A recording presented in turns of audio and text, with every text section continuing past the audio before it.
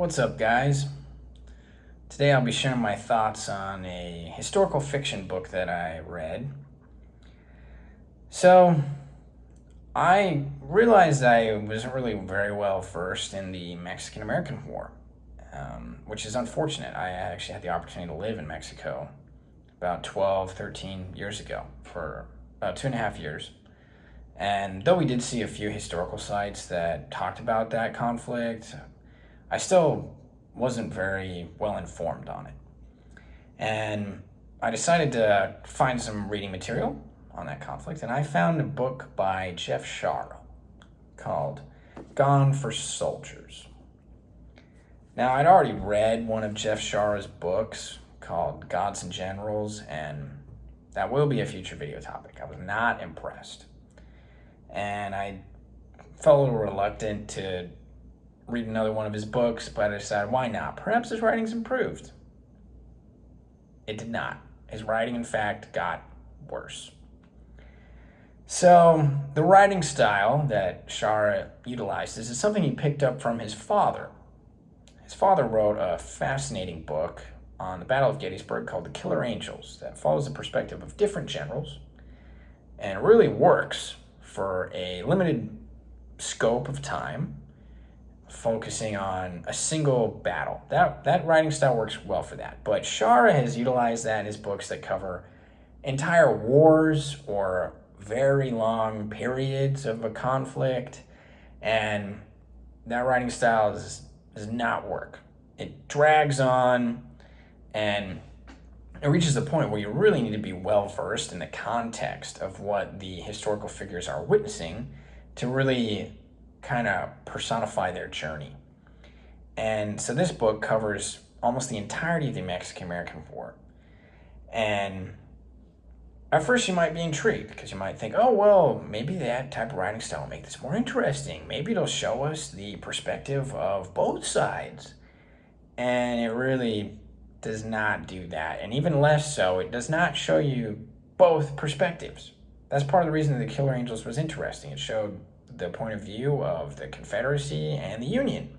This book never gets into the mind of Mexican officers or infantry and talks about how their contemplations as they defended their capital from U.S., as they probably saw it, U.S. imperialism.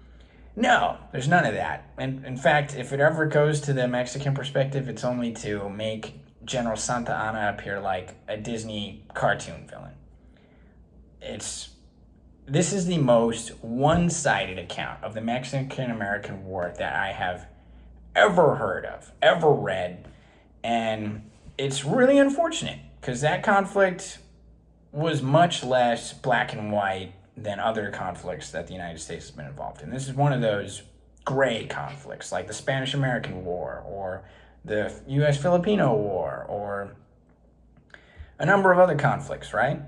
And this book does not dive into that at all. It makes it so one-sided, and it's not worth your time. I wish I had never picked up this book.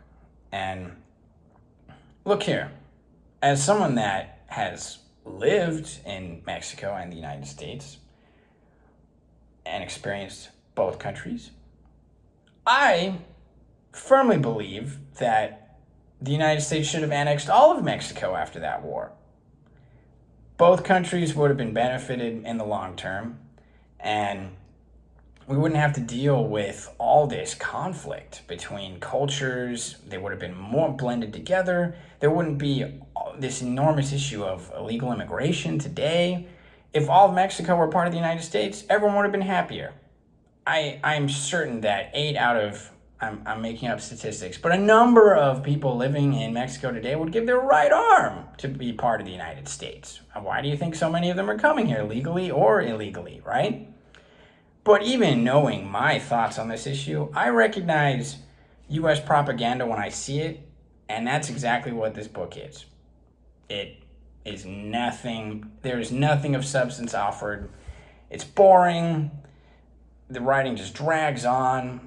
Doesn't provide any interesting insights.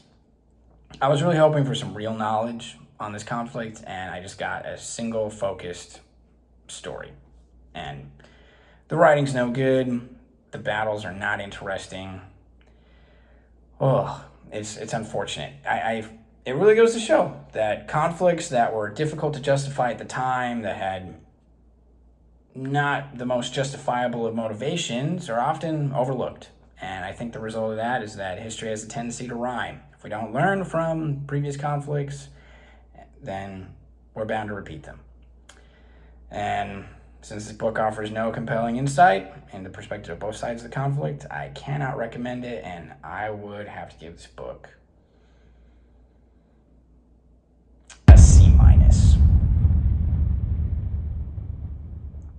There are a number of ways this book could have been improved if it had just focused more on both sides of the conflict.